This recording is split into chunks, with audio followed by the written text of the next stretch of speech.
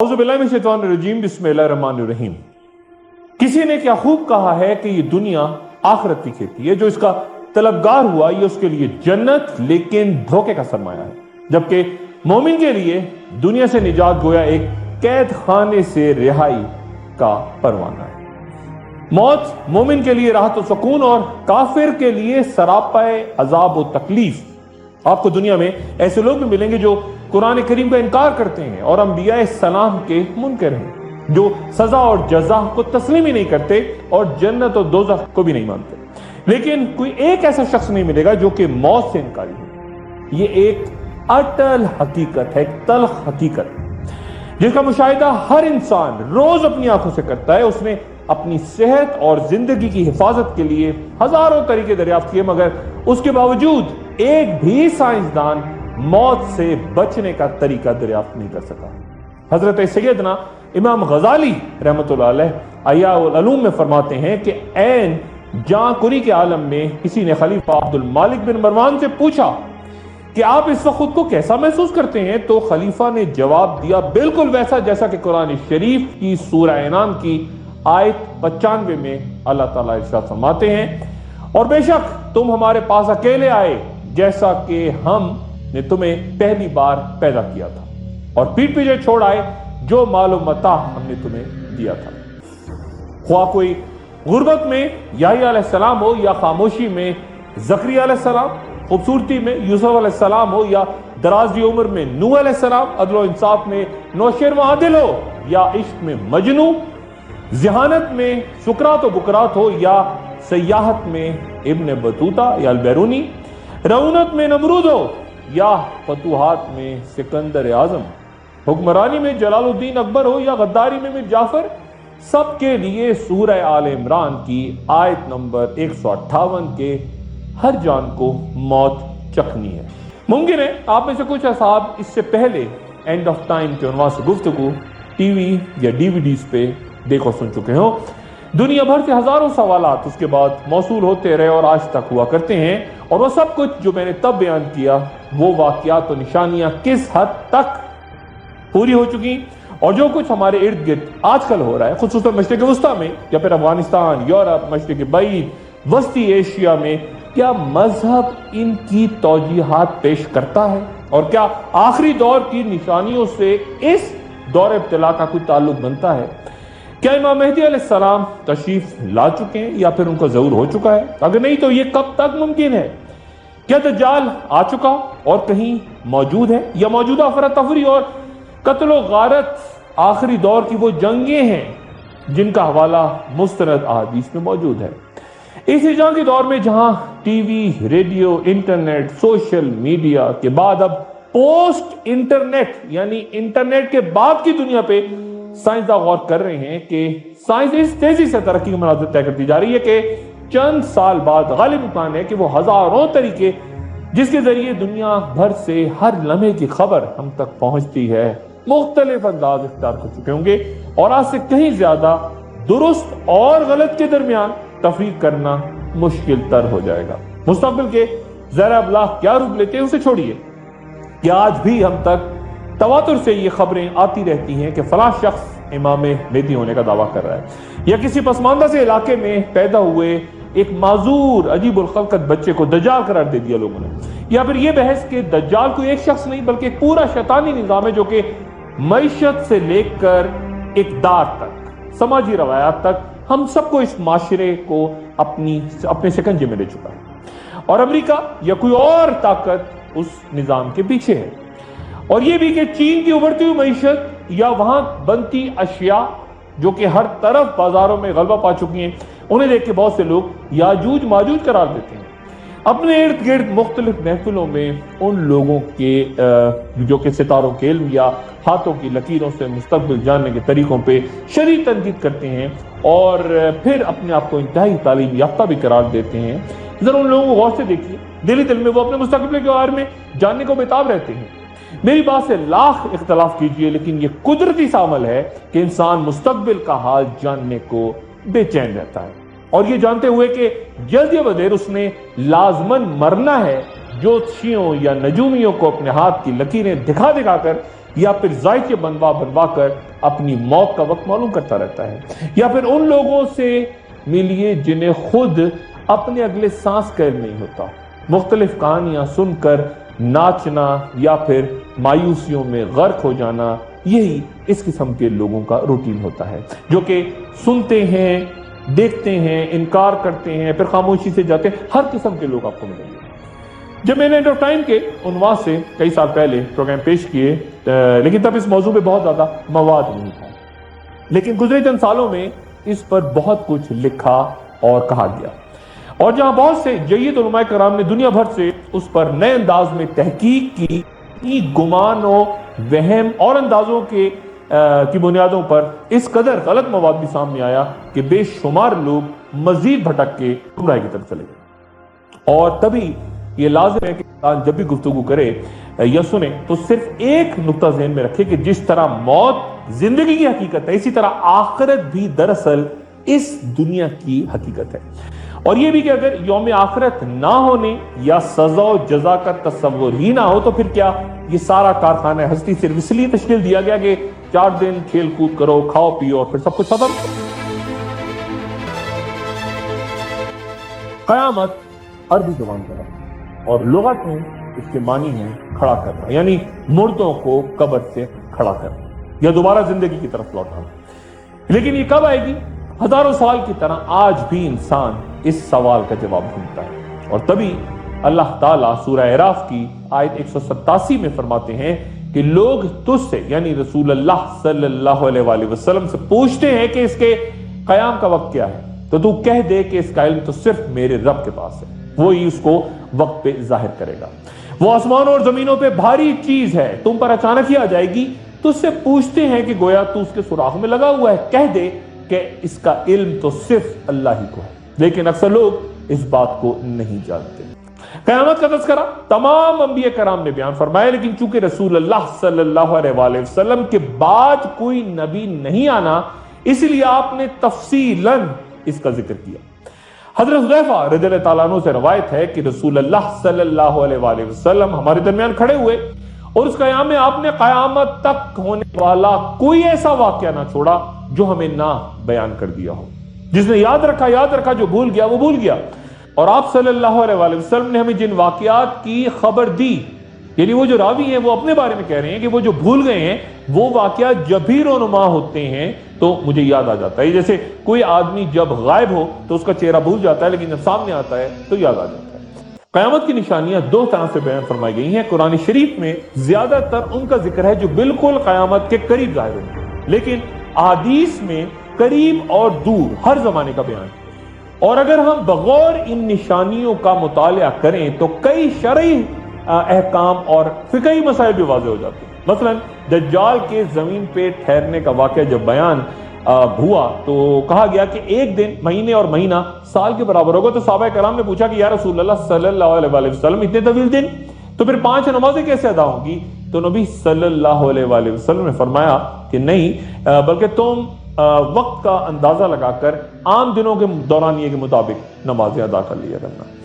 अलामत क़यामत को सहज तरीन अंदाज में यूं बयान किया जा सकता है कि वो जिनका बहुत पहले ज़हूर हो चुका, यानी जिन निशानियों का रोज़े क़यामत से निस्बतन फासला बहुत ज्यादा है, वो अलामत बईदा कहलाती हैं। मसलन रसूल अल्लाह सल्लल्लाहु अलैहि वसल्लम की दुनिया में तशरीफ आवरी और उनका विसाल, ये भी क़यामत की निशानी है। ग़ज़वात और चांद का टुकड़ा हो जाना, और फिर मदीना मुनव्वरा में आग का फैलना, या फिर फितने तातार जिसकी पेशगी इतला बुखारी, अबू दाऊद, तिरमिज़ी, इब्न माजा की हदीस में रवायत है, ये तमाम की तमाम अलामात बईदा हैं। चांद के टुकड़े हो जाने के हवाले से कुरान मजीद की सूरह कमर में जिक्र मिलता है। ये पूरी सूरह ही चांद के नाम पे है, और इस सूरह में बाज़ मकामात पे उस तबाही का जिक्र भी है जो कि कौम नूह, कौम आद, कौम समूद, कौम लूत और कौम फ़िरौन पे नाजिल हुई, क्योंकि वो अपने पैगंबरों को झुठलाते थे। सूरह कमर की पहली आयत में बहुत अहम पैगाम है कि वो साथ करीब आ गई और चांद शक हो गया। हजरत अनस बिन मालिक रज़ियल्लाहु ताला अन्हु से रवायत है कि अहले मक्का ने नबी करीम सल्लल्लाहु अलैहि वसल्लम से मुतालबा किया था कि आप सल्लल्लाहु अलैहि वसल्लम कोई निशानी दिखाएं। तो आप सल्लल्लाहु अलैहि वसल्लम ने انہیں شق القمر کا موضوع دکھایا۔ لفظ شق کے عربی میں معنی، زیادہ تر تفاسیر قرآن میں اس کے معنی ٹکڑے ہونا لکھا ہے، یعنی شق القمر چاند کے ٹکڑے ہونا، لیکن عربی میں یہ لفظ زمین کھودنے کے لیے بھی استعمال ہوتا ہے، جیسا کہ ارشاد ہوا بے شک ہم نے ہی برسایا پانی فراوانی سے، پھر پھاڑا ہم نے زمین کو عجیب طریقے سے، پھر اگائے ہم نے اس میں غلے اور انگور اور ترکاریاں اور زیتون اور کھجوریں۔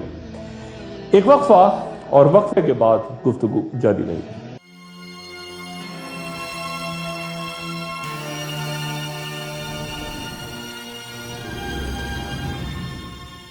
گفتگو میں ایک بار پھر خوش آمدید۔ علامات بعیدہ میں سے ایک وہ واقعات جو رونما ہو چکے ہیں، ان میں مدینہ کی جس کی خبر بخاری اور مسلم میں دی گئی۔ بخاری کے مطابق حضرت ابو ہریرہ رضی اللہ تعالیٰ عنہ سے روایت ہے کہ قیامت نہیں آئے گی یہاں تک کہ سرزمین حجاز سے ایک آگ نکلے گی اور اس سے بصرہ میں اونٹوں کی گردنیں روشن ہو جائیں گی۔ اس حدیث میں بصرہ کا ذکر ہے، عراق کے شہر بصرہ کا ہے۔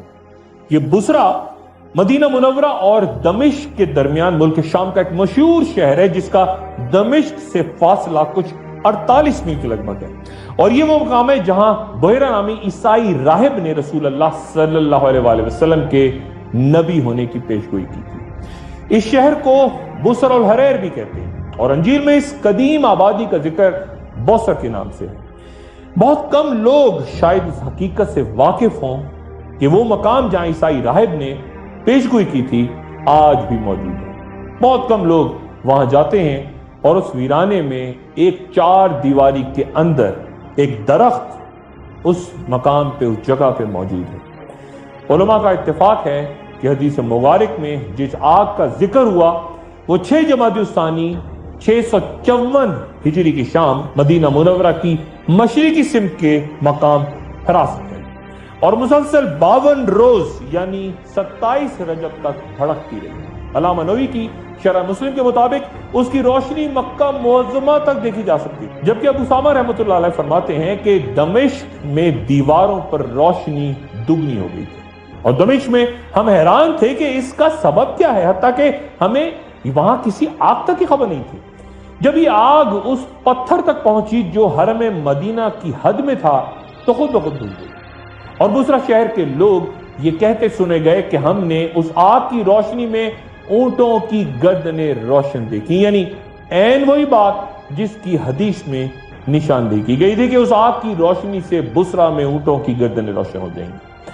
علامہ ابو شامہ رحمۃ اللہ علیہ اس آگ سے پہلے مدینہ منورہ میں ایک بھیانک گونج کا بھی ذکر کرتے ہیں، اور پھر کہتے ہیں کہ شہر ایک ایسے زلزلے سے لرز اٹھا تھا کہ زمین و دیوار اور چھتیں مدینہ منورہ میں 3 روز تک کانپتی رہی، اور پھر ہولناک آگ سے مدینہ کی گلیاں اس طرح بھر گئی تھیں جیسے شعلے ہر طرف سے پانی کی طرح بہتے ہوئے آ رہے۔ کیا تب مدینہ منورہ میں کوئی زلزلہ آیا تھا؟ کیا کوئی ثبوت ہے؟ حرہ رہت میں جبل ملیسا، ایک آتش فشاں پہاڑ جو کہ صدیوں سے خاموش ہے، اور جدید سائنسی تحقیق بتاتی ہے کہ آخری بار اس نے 654 ہجری میں لاوا اگلا تھا، اور یہ آتشی لاوا اپنے مرکز سے شمال کی جانب 23 کلومیٹر کی جانب سے اٹھا تھا، اور اس کی حدیں مدینہ منورہ کے موجودہ ایئرپورٹ تک جا پہنچی تھی، اور یہ پگھلا ہوا گرم لاوا ایک ایسے مقام پہ جا کے رک گیا تھا جہاں سے مدینہ شہر صرف 12 کلومیٹر دور تھا۔ اس لاوے کی تباہکاریوں کے آثار آج بھی مدینہ منورہ کے نزدیک دیکھے جا سکتے ہیں۔ ایک اور علامت جو ظاہر ہو چکی، علامت بعیدہ کا ایک فتنہ جو ظہور پذیر ہو چکا، وہ فتنہ تاتار ہے، یعنی منگولوں سے وہ جنگ جس کی پیشگی اطلاع بخاری، مسلم، ابو داؤد، ترمذی اور ابن ماجہ کی حدیث میں بیان ہے۔ صحیح بخاری کے مطابق حضرت ابو ہریرہ رضی اللہ تعالیٰ عنہ سے روایت ہے کہ تم پر قیامت تب تک نہ آئے گی جب تک تم ترکوں سے جنگ نہ کرو جن کی آنکھیں چھوٹی، چہرے سرخ اور ناکیں چپٹی ہوں گی۔ ان کے چہرے ایسی ڈھال کی مانند ہوں گے جن پر تہ بتہ چمڑا چڑھا ہوگا، اور قیامت نہیں آئے گی یہاں تک کہ تم ایسی قوم سے جنگ نہ کر لو جس کے جوتے بالوں سے نہ بنے ہوں۔ ان حدیث میں جس قوم سے مسلمانوں کی جنگ کی خبر دی گئی ہے وہ بیشتر علماء کے نزدیک وہی تاتاری ہیں جو ترکستان سے عذاب الہی بن کے مسلمانوں پہ حملہ آور ہوئے اور اس آنے کی جو خبر رسول اللہ صلی اللہ علیہ وآلہ وسلم نے بیان فرمائی تھی کہ وہ تمام بربادی و خونریزی ہمیں فتنہ تاتار میں نظر آتی ہے۔ واضح طور پر بنو عباس کے آخری خلیفہ مستعصم باللہ کے قتل ہونے کے بعد عالم اسلام کا بیشتر علاقہ ان تاتاریوں کی وحشت کی زد میں آ کے نیست و نابود۔ اور کئی دیگر علماء کا بھی یہی کہنا ہے کہ ترکستان اور اس کے نواحی علاقوں کے لوگوں سے جس جنگ کا ذکر ہے اس کے بارے میں واضح نہیں کہ وہ خروج دجال سے پہلے ہوگی، اس کے دوران یا اس کے بعد۔ یہاں یہ تذکرہ بھی دلچسپ ہوگا کہ بعض عرب مورخین کے نزدیک اصل ترکوں کے 22 قبیلوں میں سے 21 کو حضرت ذوالقرنین نے ایک دیوار تعمیر کر کے اس کے پیچھے بند کر دیا تھا۔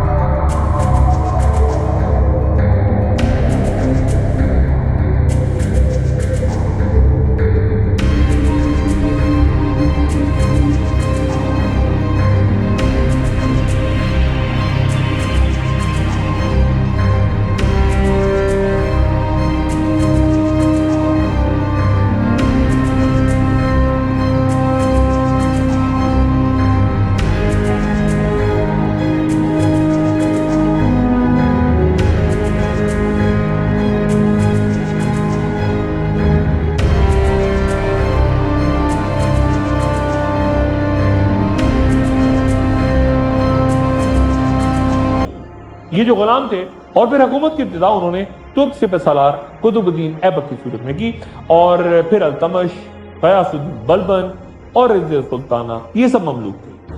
ایک وقفہ اور اس کے بعد اس اہم اور حساس موضوع پہ گفتگو جاری رہی۔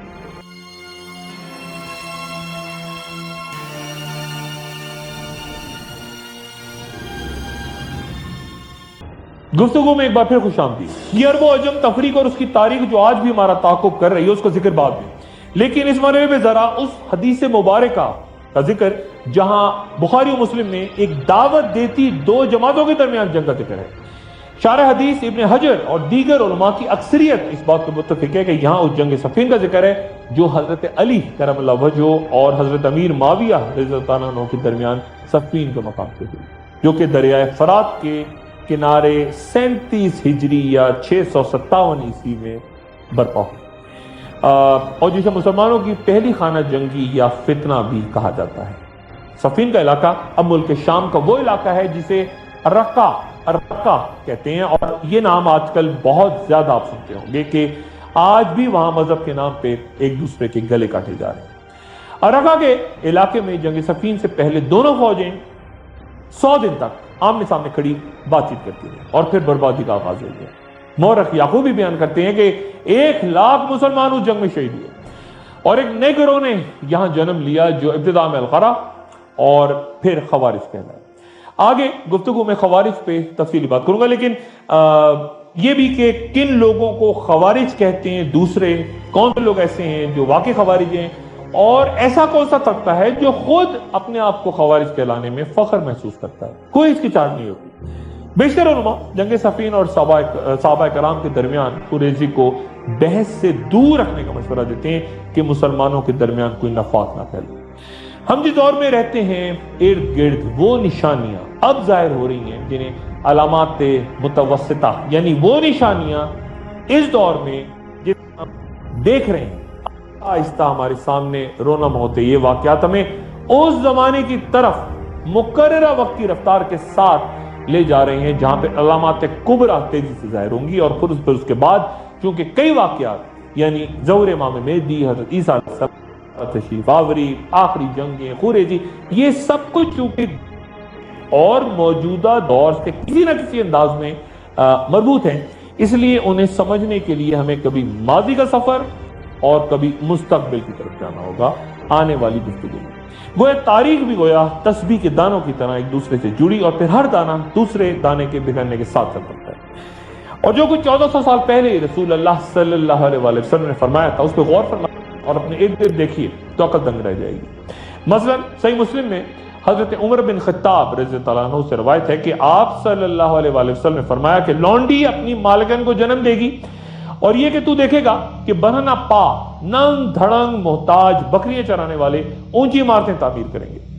اس حدیث کے پہلے حصے کے بارے میں چند علماء کا کہنا ہے کہ یہاں بعد میں ہونے والی اسلامی فتوحات کی جانب اشارہ ہے جن میں کثرت سے لونڈیاں جنگی قیدی بنا کے لائی گئی اور پھر لونڈیوں نے ظاہر ہے بچوں کو جنم دیا، انہیں حرم میں رکھنے کا رواج ہوا اور پھر ان کنیزوں نے جو کردار ادا کیا اسلامی تاریخ ان محلاتی سازشوں سے بھری پڑی ہے۔ جبکہ کچھ علماء کا اصرار ہے کہ اس حدیث میں نافرمان اولاد کی جانب اشارہ ہے کہ بیٹی اپنی ماں سے یوں پیش آئے گی جیسے ماں اس کے غلام ہو۔ تشریح اس حدیث کی جس طرح بھی ہو، دو مختلف نقطہ نظر رکھتے علماء کے دونوں ہی واقعات واضح طور پہ ہمارے سامنے آ چکے ہیں۔ پھر حدیث کے دوسرے حصے پہ نظر ڈالیے تو دبئی سے لے کے جدہ اور مصر سے لے کے اردن تک مقابلہ کس بات پہ ہوتا ہے آج کل؟ کس نے دنیا کی پہلی یا دوسری یا تیسری بڑی عمارت تعمیر کی، کہاں زیادہ وسیع اور عریض شاپنگ مال موجود ہے اور کس کے ہاں زیادہ بلند ٹاور تعمیر کیا گیا؟ غرور و تکبر، شان و شوکت اور خود نمائی کا وہ منظر جسے 1400 سال پہلے آخر الزماں کی ایک نشانی کے طور پہ بیان کیا گیا۔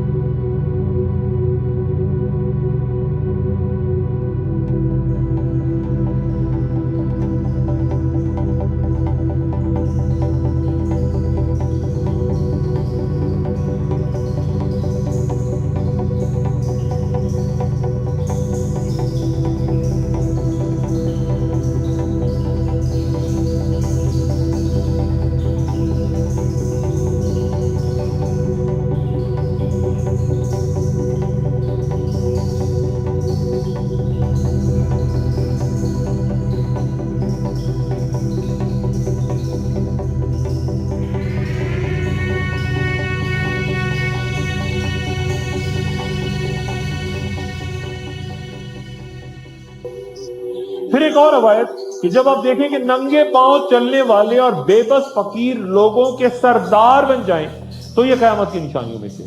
آپ صلی اللہ علیہ وآلہ وسلم سے پوچھا گیا کہ یا رسول اللہ صلی اللہ علیہ وآلہ وسلم یہ بھوکے فقیر کون ہیں؟ تو آپ صلی اللہ علیہ وآلہ وسلم نے فرمایا عرب۔ آج مشرق وسطیٰ کے حالات قتل و غارت اور مسالے کے قبائل کی بنیاد پہ قریظی دیکھ کے لگتا ہے گویا بلند عمارتوں کے ساتھ ساتھ منگول دور کی طرح انسانی کھوپڑیوں کے مینار بھی تعمیر ہوتے ہیں۔ اللہ تعالیٰ سورہ انعام میں فرماتے ہیں اور حد سے مت گزرو، یقیناً اللہ تعالیٰ حد سے گزرنے والوں کو پسند نہیں کرتا۔ رسول اللہ صلی اللہ علیہ وآلہ وسلم نے فرمایا کہ قیامت اس وقت تک قائم نہیں ہوگی یہاں تک کہ لوگ ایسے گھر تعمیر کرنے لگیں جنہیں کپڑوں کی طرح خوبصورت بنائیں۔ اسی حدیث کو ایک اور مقام پہ یوں بیان کیا گیا ہے کہ آخری زمانے میں لوگ بہت سی مساجد تعمیر کر کے ان میں نقش و نگار کیا کریں گے۔ مسجد تعمیر کرنے والا اپنی مسجد کی تعمیر پہ فخر کیا کرے گا اور پھر ان مساجد میں لوگوں کے دل عبادت سے ہٹ کے زیادہ عمارت کے حسن میں گم ہو جائے کریں گے۔ بہت سے صحابہ نے مساجد کی زینت سے ڈرایا ہے۔ ابن عباس رضی اللہ تعالیٰ عنہ فرماتے ہیں کہ کیا تم اپنی مساجد کو اس طرح راستہ کرو گے جس طرح یہود و نصارہ اپنے عبادت خانوں کو کرتے ہیں؟ مکہ شریف میں حضرت اسامہ بن زید رضی اللہ تعالیٰ عنہ سے روایت ہے کہ رسول اللہ صلی اللہ علیہ وآلہ وسلم ایک بلند مقام پہ چڑھے اور صحابہ کرام کو مخاطب کر کے پوچھا کہ کیا تم اس چیز کو دیکھتے ہو جسے میں دیکھ رہا ہوں؟ صحابہ کرام نے عرض کیا کہ یا رسول اللہ صلی اللہ علیہ وآلہ وسلم نہیں۔ آپ صلی اللہ علیہ وسلم فرمایا کہ میں ان فتنوں کو دیکھ رہا ہوں جو تمہارے گھروں پر اس طرح برس رہے ہیں جس طرح بارش برستی ہے۔ اس حدیث مبارکہ میں رسول اللہ صلی اللہ علیہ وآلہ وسلم نے تمہارے گھروں کے ساتھ فتنوں کی بارش کا ذکر کیا ہے۔ دور حاضر کے علماء ٹی وی، ریڈیو، انٹرنیٹ کے غلط استعمال کے ذریعے غیر محسوس انداز میں شیطانی اغلغار کو اس فتنے سے تعبیر کرتے ہیں جس کی جانب اس حدیث میں اشارہ ہوا۔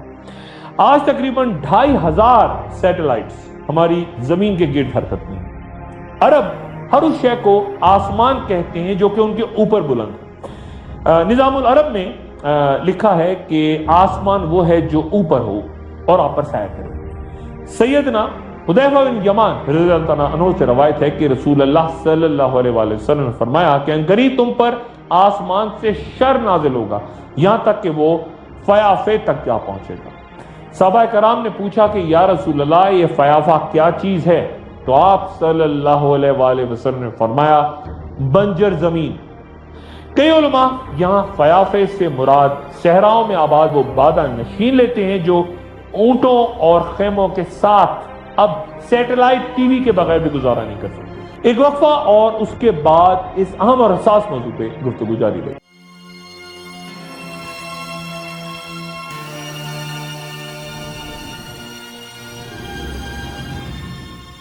गुफ्तगू में एक बार फिर खुशामदीद। ज्यादातर आतिशफिशा पहाड़ उन जमीनी परतों या तहों पर हैं जिन्हें टेक्टोनिक प्लेट्स कहा जाता है, और जो इन ऊपरी परतों या नीचे बहते लावे की ऊपरी परतों में दबाव के नतीजे में चट्टानों पर क्रैक्स के बायस वो लावा निकलता है। क्योंकि चट्टानें कमजोर होकर क्रैक्स के नीचे में लावे को उगल देती हैं, यानी लावा उगलने में इन परतों का बड़ा अहम किरदार होता है। चुनांचे इन मूवमेंट्स की वजह से ना सिर्फ आतिशफिशा पहाड़ी लावा नहीं उगलते बल्कि एक और अजाब भी जाहिर होता है, यानी जलजला। गोया दोनों अजाब एक ही अंदाज में एक दूसरे से ताल्लुक रखते हैं। अगर आतिशफिशा पहाड़ किसी टेक्टोनिक प्लेट पर ना हो तो फिर ये जमीन जिस पर हम चलते फिरते हैं, जिंदगी गुजारते हैं और जिसकी कई तहें, परतें या लेयर्स हैं, उनमें अचानक लहरें जिन्हें साइंस में सेस्मिक वेव्स कहा जाता है, उनकी तवानाई शदीद कुव्वत एनर्जी के साथ निकलने से जलजले आते हैं। 1556 ईस्वी में चीन के सूबे शांजी के जलजले में 8,30,000 अफराद हलाक हुए थे, जबकि 1976 में तेंगजेंग के इलाके में जलजला 6.5 लाख इंसानी जाने ले गया। समंदर में जन्म लेते जलजले सुनामी को और पहाड़ों पर ये तौदे गिरने या लैंड स्लाइडिंग का सबब भी बनते हैं। हजरत अबू मूसा अशरी रज़ियल्लाहु अन्हु से रवायत है कि रसूल अल्लाह सल्लल्लाहु अलैहि वसल्लम ने फरमाया कि मेरी उम्मत पर रहम किया गया है, इसके लिए आखिरत में कोई अजाब नहीं बल्कि दुनिया में ही इसका अजाब कत्ल, जलजलों और फितनों की सूरत मुकर्रर कर दिया गया है। अंजील के मुताबिक हजरत ईसा अलैहिस्सलाम के ज़हूर से पहले 5 बड़े जलजले जमीन को अपनी लपेट में लेंगे और इनमें से आखिरी जलजला 3 रोज तक जारी रहेगा। कुरान शरीफ की पूरी सूरा ही सूरह जलजला के नाम से, और उसकी 8 आयात उस जलजले का जिक्र करती हैं जो कयामत से पहले आएगा। एक और हदीस मुबारका के मुताबिक रसूल अल्लाह सल्लल्लाहु अलैहि वसल्लम ने फरमाया कयामत कायम ना होगी जब तक जलजलों की कसरत ना हो जाए। जदीद तहकीकात जाहिर करती हैं कि 2015 में 1980 से आते जलजलों की तादाद दुगनी हो चुकी थी। अमेरिकन जियोलॉजिकल सर्वे के टॉम मार्कोस के मुताबिक हम उस दौर में पहुंच चुके हैं जहां तारीख के सबसे ज्यादा जलजले इस वक्त जन्म ले रहे हैं। और बहुत कुछ। एक वक्फा और उसके बाद इस अहम और हसास मौजू पे गुफ्तगू जारी रही।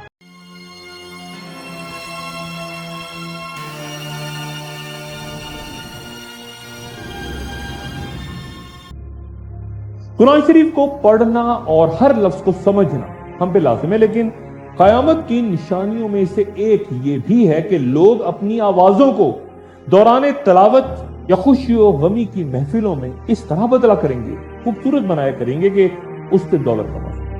हजरत इमरान बिन हुसैन रज़ियल्लाहु अन्हु से रवायत है कि रसूल अल्लाह सल्लल्लाहु अलैहि वसल्लम ने फरमाया कि जो कोई कुरान पढ़े उसे चाहिए कि अल्लाह ताला से सवाल करे। बेशक ऐसी कौम आएगी जो कुरान पढ़कर लोगों से उस पर उजरत तलब किया करेगी। आप सल्लल्लाहु अलैहि वसल्लम ने उस पर शदीद सदमे का इज़हार किया।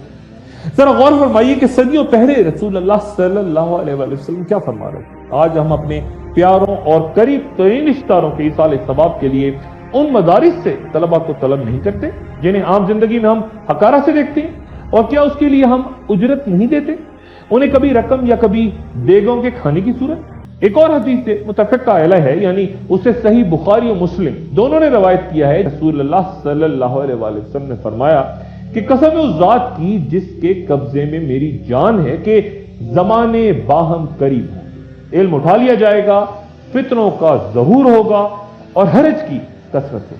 सहाबा कराम ने पूछा कि या रसूलल्लाह ये हरज क्या है? तो फरमाया कत्ल व गारत। गुजरे 1400 साल की तारीख का जायजा लें اور اس میں وبا ہوتی، جنگوں کا مطالعہ کریں تو پتہ چلتا ہے کہ وہ کسی ایک خطے، علاقے یا ریاست تک محدود ہوا کرتی تھیں، لیکن گزرے 100 سال کے دوران ہم نے وہ جنگیں دیکھی جنہوں نے پوری دنیا کے سیاسی، معاشی اور سماجی نظام کو تہس نہس کر دیا۔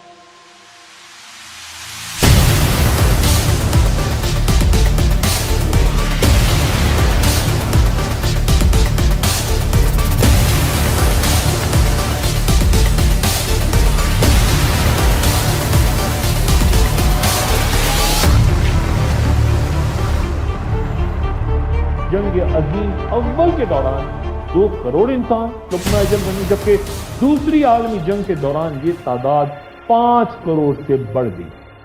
اس کے بعد چین، گواتمالا، کانگو، کیوبا، ویتنام، لبنان، کشمیر، یوگوسلاویا اور چیچنیا کے حالات آپ کے سامنے ہیں، لیکن افغانستان، عراق، ایران، لیبیا، شام، مصر، یمن، مشرق وسطیٰ کے دیگر ممالک بشمول اسرائیل اور یورپ کی موجودہ صورتحال اور پھر جنوبی ایشیا کے ممالک کا تذکرہ بعد میں تفصیل کروں گا کہ وہ آخر الزماں کے حوالے سے کچھ تفصیل کا۔ حضرت ابو ہریرہ رضی اللہ تعالیٰ عنہ بیان فرماتے ہیں کہ رسول اللہ صلی اللہ علیہ وسلم نے فرمایا کہ اس ذات کی قسم جس کے قبضہ و قدرت میں میری جان ہے، دنیا ختم نہیں ہوگی یہاں تک کہ لوگوں پر ایسا دن آئے گا کہ قاتل نہ جان سکے کہ اس نے کس وجہ سے قتل کیا، اور نہ مقتول کو معلوم ہوگا کہ وہ کیوں مارا گیا۔ آپ صلی اللہ علیہ وآلہ وسلم سے پوچھا گیا کہ ایسا کیسے ہوگا، تو آپ صلی اللہ علیہ وآلہ وسلم نے فرمایا کہ بکثرت خونریزی ہوگی اور قاتل و مقتول دونوں جہنم کا رزق بنیں گے۔ ہمارے دور کی جو علامات ظاہر ہو رہی ہیں ان میں سے ایک کا ذکر حدیث میں اس طرح سے ہے۔ حضرت انس بن مالک رضی اللہ تعالیٰ عنہ سے روایت ہے کہ رسول اللہ صلی اللہ علیہ وآلہ وسلم نے فرمایا کہ اچانک موت کثرت سے واقع ہوگی۔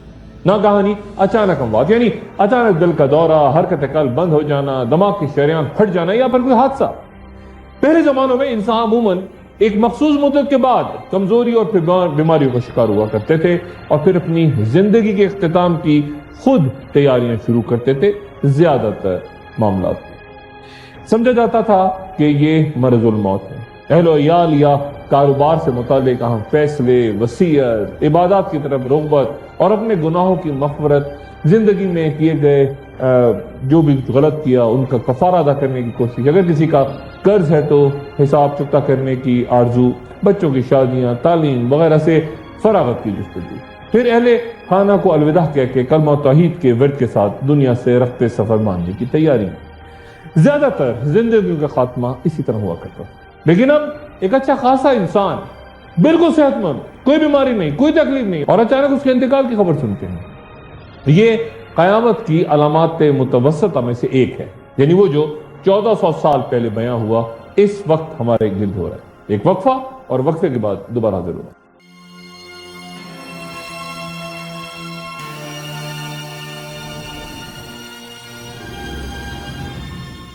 خوش آمدید۔ جزیرہ نما عرب کے جنوب میں ربیع العالی اور حضر الموت کے علاقوں کے درمیان ایک خلاف نامی علاقہ۔ خلاف کے لفظی معنی ہے ریت کے بڑے بڑے ٹیلے۔ 6500 سال قبل مسیح یہاں قدیم قبیلہ عاد آباد تھا۔ تاریخ عرب انہیں عرب بائدہ یعنی مٹ جانے والے عربوں کے عنوان سے یاد رکھتی ہے۔ یہ شاندار تمدن رکھتی قوم تھی اور اسے قرآن میں من بعد نوح قوم کہہ کے یاد کیا گیا ہے، یعنی حضرت نوح علیہ السلام کے بعد کی قوم۔ یہ علاقہ جو آج ایک وسیع اور ویران ریگستان ہے اور جس کے اندر داخل ہونے سے ہی لوگ گھبراتے ہیں، ہزاروں سال پہلے یہ ایک سرسبز و شاداب زمین ہوا کرتی تھی جس کے مرد تنومند اور قوی ہیکل ہوا کرتے تھے۔ یہ حضرت نوح علیہ السلام کے بیٹے سام کی نسل سے تھے، کیونکہ جب طوفان کے بعد حضرت نوح علیہ السلام کو نوید ملی کہ اے نوح کشتی سے باہر آ جاؤ، تو آپ کی عمر 600 سال ہو چکی تھی۔ 1500 دن کے بعد آپ اپنے ساتھیوں اور جانوروں کے جوڑوں کے ساتھ خشکی پہ اترے اور زمین کو دوبارہ بسانے کا خیال آیا تو دنیا کے 3 حصوں کو اپنے 3 بیٹوں کے حوالے اس طرح کیا کہ بیٹے حام کو دریا نیل کا علاقہ، بیٹے یافت کو دریائے میسون، جبکہ بیٹے سام کو زمین کا وسطی علاقہ دے دیا، جن کی اولادوں کو بعد میں تمام اقوام پہ غلبہ حاصل ہوا۔ حضرت نوح علیہ السلام کی وفات کے 450 سال بعد سام کی نسل سے قوم عاد نے جنم لیا۔ روح زمین پر ایسی کوئی قداور قوم پیدا نہ ہوئی اور پھر یہ طاقت کے نشے میں مست گناہوں اور بدکاریوں کی تمام حدود عبور کرتے چلے گئے۔ غرور سے ان کی گردنیں اکڑ گئیں اور انہیں ناز تھا کہ یہ نوح علیہ السلام کے خلیفہ ہیں، اور تبھی ایسا گھمنڈ کہ رفتہ رفتہ یہ بھولتے چلے گئے کہ اسی گمراہی کے سبب تو قوم نوح پہ عذاب الہی نازل ہوا تھا۔ اس طرح کے تمام دروازے جب بند ہو گئے اور پوری قومی گناہوں کی دلدل میں دھنکنے لگی تو اللہ تعالیٰ نے ہود علیہ السلام کو ان کی ہدایت کا ذمہ سونپا، جو کہ حضرت نوح علیہ السلام کے پڑپوتے عاد بن ارم کے گھرانے سے نسبت رکھتے تھے۔ حضرت ابن عباس رضی اللہ تعالیٰ عنہ سے روایت ہے کہ ہود علیہ السلام عربی بولنے والے پہلے شخص تھے۔ طاقت کے نشے میں چور اس قوم نے حتار کے نام سے ایک بت بھی بنا رکھا تھا اور روز روز کی نصیحتوں سے تنگ آ کے قوم کے دراز قد طاقتور افراد جمع ہوئے اور انہوں نے پیغمبر حضرت ہود علیہ السلام سے کہا کہ اب ہم سے مزید نہیں سنا چاہتا، اگر تو اپنے قول میں اتنا ہی سچا ہے تو جلدی عذاب لے کے آ جا تاکہ ہمارا تمہارا قصہ ہی پاک ہو جائے۔ حضرت ہود علیہ السلام نے جواب دیا کہ اگر میری تبلیغ کا تمہارے پاس یہی جواب ہے تو بسم اللہ، اب تم بھی انتظار کرو اور میں بھی کرتا ہوں۔ اور پھر قانون جزا سے پہلے شدید خشک سالی نے علاقے میں بیڑا ڈالا۔ ہود علیہ السلام نے پھر تنبیہ کی کہ اب بھی اگر ایمان لے آئے تو شاید بچ جاؤ، لیکن قوم کے مقدر میں ہلاکت لکھی جا چکی تھی جیسا کہ ارشاد باری تعالیٰ ہوا، چنانچہ انہوں نے ہود علیہ السلام کو جھٹلایا اور ہم نے انہیں ہلاک کر ڈالا۔ بلا شبہ اس واقعے میں بڑی نشانی ہے، لیکن اکثر لوگ ایمان نہیں لاتے۔ بے شک تیرا رب ہی غالب نہایت رحم والا ہے۔ ایک تیز آندھی چلی جس کا عذاب مسلسل 7 راتیں اور 8 دن جاری رہا۔ ہوا کے تیز اور تند طوفان نے قوم عاد کو تہوبالا کر کے اس طرح اٹھا کے پٹخا کہ ان کے جسم ریزہ ریزہ اور ہڈیاں چور چور ہو گئی۔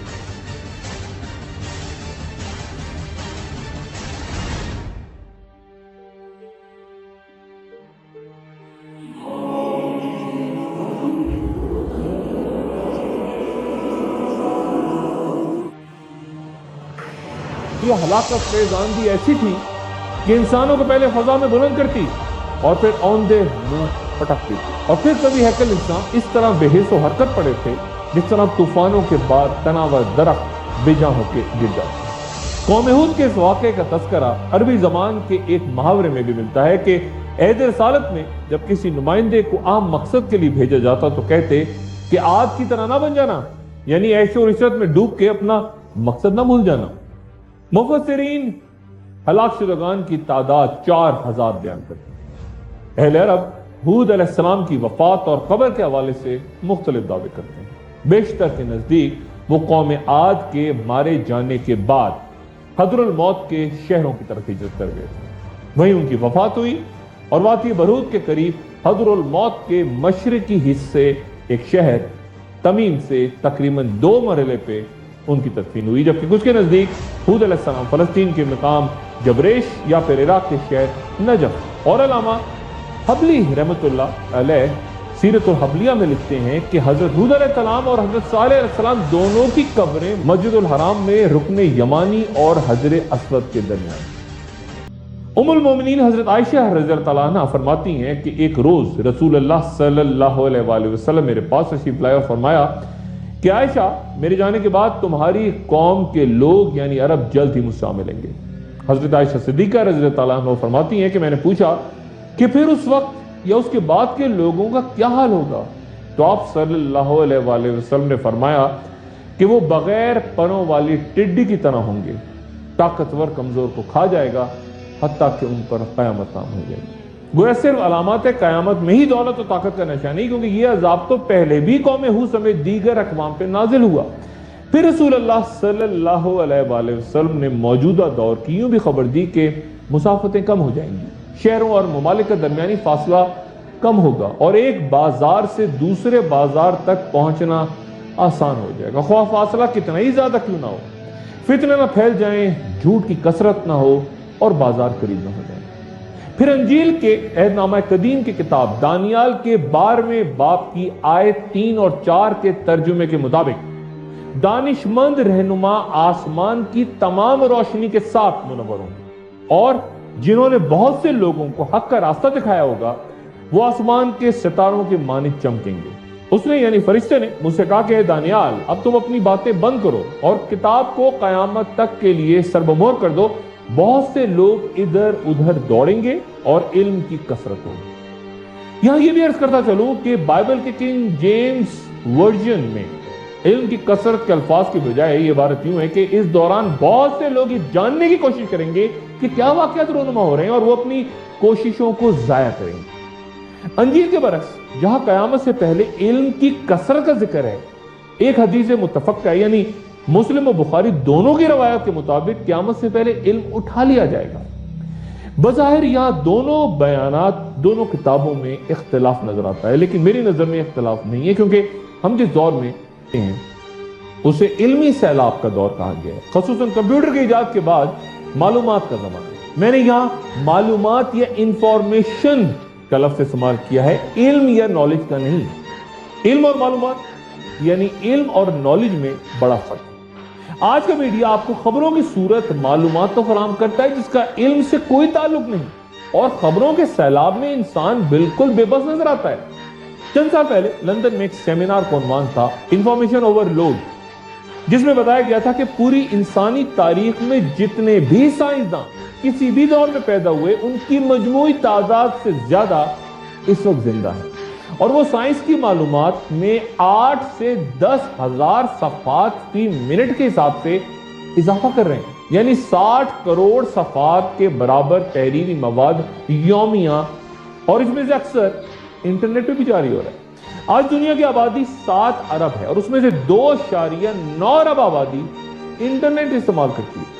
2004 میں متعارف ہوئی فیس بک کی مارکیٹ ویلیو اس وقت $212 ارب سے زیادہ ہے، جس کے ذریعے ہر روز تقریباً 890 ملین انسان ایک دوسرے سے رابطہ کرتے ہیں، جبکہ ٹویٹر کو جو کہ چند سال پہلے یعنی 2006 میں ہی متعارف ہوا، آج 500 ملین لوگوں سے زیادہ باہمی رابطے کا وہ سبب۔ 1970 میں جب امریکن خلائی جہاز اپولو 13 خلا میں کہیں گم ہو گیا تو امریکن خلائی ادارے ناسا کو اسے تلاش کرنے میں 90 منٹ لگے، اور آج ان کے تجزیہ کار کہتے ہیں کہ اگر ہم کاغذ قلم اٹھا کے ان معلومات کو تحریر کرنے کی کوشش کریں تو ہمیں اس میں 10 سال لگیں گے۔ چنانچہ اس دور میں حدیث مبارکہ کے وہ الفاظ کہ علم اٹھا لیا جائے گا بات سمجھ میں آتی ہے، لیکن جیسا کہ میں نے پہلے عرض کیا کہ یہ معلومات کا سیلاب ہے، علم کا نہیں۔ کبھی ایک معمولی سی سوئی پہ نظر رکھتے کرشموں کی موجودگی میں آئے دن بڑے بڑے مسافر طیارے غائب ہو رہے ہیں، نامعلوم وجوہات کی بنیاد سے کریش ہو رہے ہیں، اور معلومات کا یہ سیلاب اس علم کو بھی بھا کے لے گیا ہے جو انسان کے لیے دنیا میں حیات طیبہ اور آخرت میں دائمی ضابطے کا پیغام ہے۔ انفارمیشن اوور لوڈ کہ اس افریج سے پوچھئے کہ کیا اس نے عام انسان کو پہلے سے بہتر بنا دیا ہے؟ کیا ہمیں اس کائنات کے خالق کے بارے میں پہلے سے کچھ زیادہ معلومات فراہم ہو گئی ہیں؟ کیا پڑھنے لکھنے اور ڈگریاں حاصل کرنے سے ہماری جہالت ختم ہو گئی ہے؟ ہم باخبر تو بن گئے، لیکن کیا عالم بھی بن گئے؟ کیا رشتوں کا تقدس بھی بہتر ہو سکا؟ اور کیا مخلص اور دیانتدار انسانوں کی تعداد دنیا میں زیادہ ہو گئی؟ کیا قتل و غارت میں کچھ کمی واقع ہوئی ہے؟ اور کیا بھوک و افلاس ختم ہو گئی؟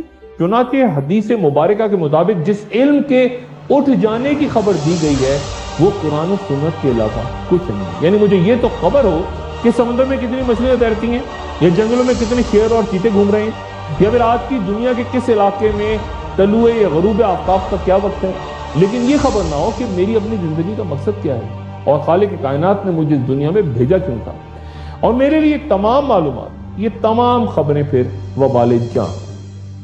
کالجوں اور یونیورسٹیوں کی بہترین مہنگی ترین ڈگریاں میرے لیے بیکار ہوگی۔ جیسا کہ پہلے حدیث میں بیان کر چکا کہ رسول اللہ صلی اللہ علیہ وسلم نے علم کے اٹھائے جانے کے بعد ہر طرف قتل و غارت کی خبر دی۔ غرض یہ کہ رسول اللہ صلی اللہ علیہ وسلم کے وہ معجزات جو آپ کے وصال کے بعد صدیوں بعد ظاہر ہو رہے ہیں اور آئندہ کے بھی جن کے بارے میں آپ خبر دے گئے، بلا شبہ ایک ایک کر کے سامنے آ رہے ہیں، اور آئندہ نسلوں کے لیے آپ صلی اللہ علیہ وسلم کی صداقت اور حقانیت کی مثال ہے۔ یہ سب وہ علامات متوسطہ ہیں جو ظاہر ہو رہی ہیں لیکن ابھی اپنے انتہا کو نہیں پہنچی، لیکن ان کی رفتار میں ہر روز اضافہ ہو رہا ہے اور تیزی آ رہی ہے اور ہوتی چلی جائے گی، یہاں تک کہ تیسری قسم کی علامات ظاہر نہ ہو جائیں۔ مثلا صحیح بخاری کی وہ حدیث جس کا تذکرہ میں ایک وقفے کے بعد کروں۔ خوش آمدید، غور فرمائیے۔ صحیح بخاری کے مطابق رسول اللہ صلی اللہ علیہ وآلہ وسلم نے فرمایا کہ جب معاملات نااہل لوگوں کے حوالے ہونے لگے تو قیامت کا انتظار کرو۔ خود غرضی اور لالچ معاشرے میں عام ہوں گے، رشوت تحائف کی شکل اختیار کر لے گی۔ مزید علامات کچھ یوں بیان ہوتی ہیں کہ اہل مسجد آپس میں لڑیں گے اور وہاں کوئی نماز پڑھانے والا نہیں ملے گا، صرف جان پہچان کے لوگوں کو سلام کیا جائے گا۔ اور پھر وہ صحیح حدیث جسے طبرانی نے ابو امیہ اجمی سے روایت کیا ہے کہ آپ صلی اللہ علیہ وآلہ وسلم نے فرمایا کہ قیامت کی علامتوں میں سے ایک کم عمر لوگوں کے ہاں علم کی تلاش ہے۔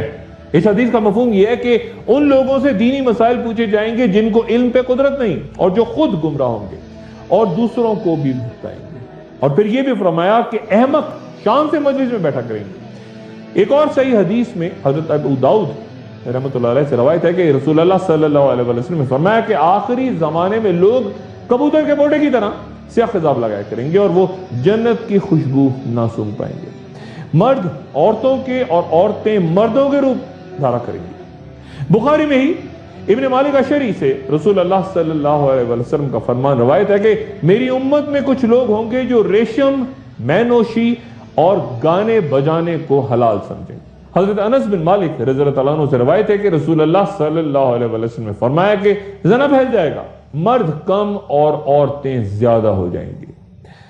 آپ میں سے اکثر نے بحر مردار یا ڈیڈ سی کا نام سنا ہوگا اور ممکن ہے اس علاقے میں کچھ لوگوں نے سفر بھی کیا ہو۔ یہ دراصل ایک نمک کی جھیل ہے جو مشرق میں اردن اور مغرب میں اسرائیل کے ساتھ وجود رکھتی ہے۔ اس کا پانی 34% نمکین یعنی دنیا کی کسی بھی سمندر، دریا یا جھیل سے زیادہ نمک رکھتا ہے، اس لیے اس پانی میں زندگی ناممکن، نہ کوئی مچھلی اور نہ کوئی اور سمندری مخلوق وہاں رہ سکے۔ یہ پانی ان کے لیے زہر ہے، اسی لیے اسے بحر مردار یا عربی میں بحر المیت بھی کہتے ہیں۔ اس جھیل کے جنوب میں وہ علاقہ ہے جہاں ایک دور میں سادون اور آمورا سمیت 5 بستیاں تھیں۔ انجیل کے مطابق یہاں آباد قوم سدون کو اپنا صدر مقام کراتے تھے۔ یہ تمام علاقہ جہاں بحر مردار نظر آتا ہے، یہاں وہ بستیاں آباد تھیں جنہیں جدید سائنسی ریسرچ کے مطابق 2000 سال قبل مسیح ایک بھیانک زلزلے نے آ کے تمام علاقے کے ساتھ نگل دیا۔ حضرت لوط علیہ السلام کا ذکر قرآن شریف میں 72 مقامات پہ آیا ہے۔ آپ حضرت ابراہیم علیہ السلام کے بھتیجے تھے اور ان کے ساتھ حضرت لوط علیہ السلام نے جنوبی عراق سے ہجرت کی۔ ابراہیم علیہ السلام اور لوط علیہ السلام دونوں کا اصل وطن عراق کے شہر بصرہ کے نزدیک بابل کی وہ بستی تھی جس کا ذکر سورہ بقرہ میں آیا ہے۔ ہجرت کے وقت لوط علیہ السلام کی بیوی بھی ان کے ساتھ تھی اور یہ خاندان جب مصر پہنچا تو وہاں چرواہے بادشاہوں کا دور تھا۔ حالات ناسازگار ہوئے تو حضرت ابراہیم علیہ السلام فلسطین کی جانب نکل گئے اور بھتیجے لوط علیہ السلام سدون کی وادی کی طرف چلے گئے جہاں کے باشندے اغلام بازی سمیت دیگر بدترین گناہوں میں اس طرح مبتلا تھے کہ اس فعل کا نام ہی سدومیت یا سوڈومی پڑ گیا۔ چنانچہ لوط علیہ السلام نے لوگوں کو اس بدفعلی سے منع کرتے ہوئے اس طرح واضح فرمایا: اے میری قوم، تم وہ بے حیائی کرتے ہو جو تم سے پہلے دنیا میں کسی نے نہ کی تھی۔ تم تو عورتیں چھوڑ کے مردوں کے پاس جاتے ہو، تم تو حد سے گزر گئے۔ لوط علیہ السلام کے اس پیغام پر قوم نے انہیں انتہائی بے حیائی کا مظاہرہ کرتے بستی سے ہی نکل جانے کا کہا۔ قرآن کی زبان میں اور اس کی قوم کا کچھ جواب نہ تھا مگر یہ کہنا تھا کہ ان کو اپنی بستی سے نکال دو، یہ لوگ تو پاکیزگی چاہتے ہیں۔ جب لوط علیہ السلام نے مزید تلقین شروع کی تو قوم غصے سے بھڑک اٹھی اور کہا کہ اے لوط، ابھی نصیحتیں بند کرو، اور اگر سچے ہو تو پھر وہ عذاب لا کے دکھاؤ جس کا تذکرہ تم کر کے بار بار ہمیں ڈراتے ہو۔ اہل صدون کے ساتھ لوط علیہ السلام کے مذاکرات جاری تھے کہ عذاب کے فرشتے دو حسین و جمیل لڑکوں کی صورت لوط علیہ السلام کے گھر پہنچے تو قوم نے لوط علیہ السلام کے مکان پہ ہی چڑھائی کر دی۔ قوم دروازوں پہ پتھر برسانے لگی کہ ان لڑکوں کو ہمارے حوالے کرو، اور جب دروازہ ٹوٹ گیا تو حضرت جبرائیل علیہ السلام کے حکم سے لوط علیہ السلام اپنے خاندان سمیت وہاں سے نکل گئے۔ ان کی بیوی نے ساتھ جانے سے انکار کر دیا، اور پھر آخر شب ایک بہت ہی ہیبت ناک چیخ نے اہل صدون کو تہو بالا کر کے پوری بستی کا تختہ اٹھا کے اس پر پتھروں کی بارش کر دی۔ حضرت لوط علیہ السلام نے جب ایک قریبی علاقے کی پہاڑی سے طلوع آفتاب کے بعد اپنی بستی یعنی صدوم شہر کی طرف دیکھا تو وہاں ہلاکت و بربادی کے نشانات کے علاوہ کچھ نہیں۔ پتھروں کی بارش کے دوران ہر شخص پہ وہ پتھر گرا جس پہ اس شخص کا نام لکھا تھا، اور یہ پتھر اس کثرت سے برسے کہ پوری بستی ان سیاہ جلے ہوئے پتھروں سے ڈھک گئی، اور یہ پتھر آج بھی وہاں موجود ہے۔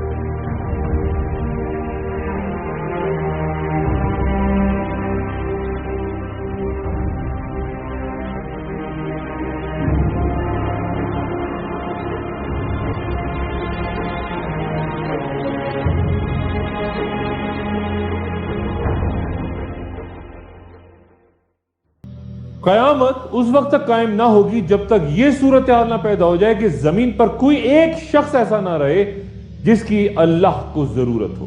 نوبت یہاں تک پہنچ جائے گی کہ دن کی روشنی میں علل اعلان رستوں پر بدکاری ہوگی، اور کوئی شخص اس پہ اعتراض نہیں کرے گا اور نہ ہی اسے ہٹانے کی کوشش کرے گا۔ اس روز معاشرے کا بہترین شخص وہ ہوگا جو زانی مرد سے کہے گا کہ تم نے اسے رستے سے تھوڑا ہٹا لیا ہوتا، اور یہ بات کہنے والے کی اس دور میں وہی حیثیت ہوگی جو آج ابو بکر صدیق رضی اللہ تعالیٰ عنہ اور حضرت عمر فاروق رضی اللہ تعالیٰ عنہ کی ہے۔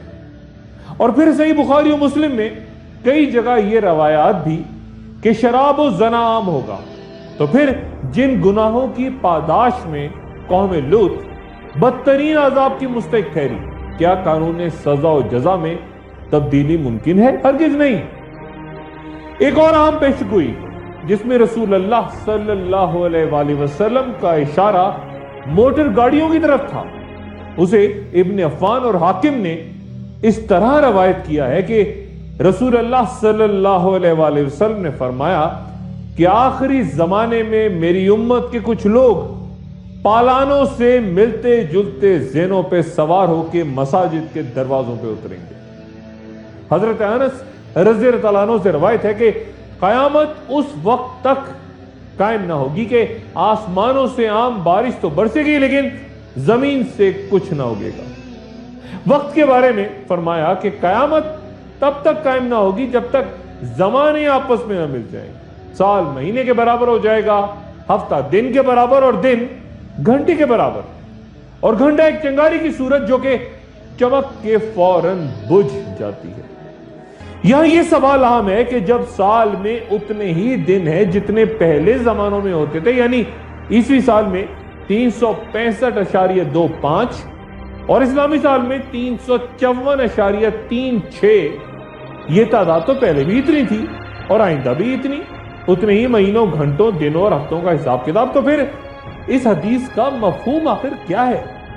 اس سوال کا ایک غیر فلسفیانہ لیکن حقیقت پسندانہ مختصر سا جواب شاید صرف اتنا بنتا ہے کہ وقت سے برکت ہو جائے گی۔ برکت وہ شے ہے کہ اگر کسی بھی جگہ موجود ہو تو فوائد کئی گنا بڑھ جاتے ہیں، اور اگر یہ برکت وقت میں آ جائے تو تھوڑے سے وقت میں صدیوں کا کام ہو جاتا ہے۔ یہ برکت مال میں آ جائے تو چند 100 روپوں میں ہزاروں کا کام نکل آتا ہے۔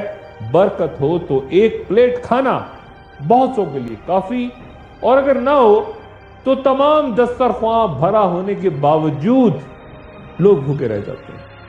مثلا حضرت امام غزالی رحمۃ اللہ علیہ نے صرف 55 سال کی عمر میں اتنی تصانیف چھوڑی کہ آج 60 سال کی عمر پانے والا شخص ان کو پڑھ ہی نہیں سکتا۔ ان کی صرف یاقوت الہدایہ ہی 40 جلدوں پر مشتمل ہے۔ رسول اللہ صلی اللہ علیہ وآلہ وسلم کی وہ دعا تو آپ کو یاد ہی ہوگی کہ اے اللہ تو نے مجھے جو کچھ عطا فرمایا اس میں برکت بھی دے۔ آج دنیا تاریخ کی بدترین مفلسی کی لپیٹ میں ہے۔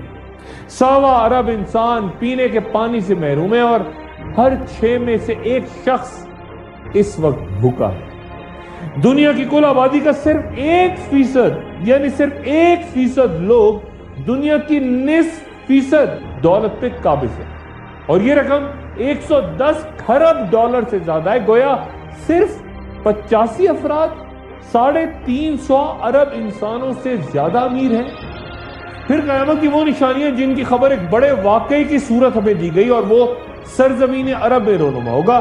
مشرق وسطیٰ کی گلیوں، وادیوں، شاہراہوں اور پہاڑوں پر جاری قتل و غارت، بے چینی، افراتفری اور مختلف گروہوں کا اچانک ابھرنا، اور اس قدر بربریت اور درندگی کا مظاہرہ کہ حکومتیں گرتی جا رہی ہیں، سرحدیں مٹ رہی ہیں اور ریاستیں برباد ہو کر بکھر رہی ہیں۔ وہیں پھر اس شخصیت کا بھی ظہور ہونا ہے جن کا نام گرامی امام مہدی ہوگا۔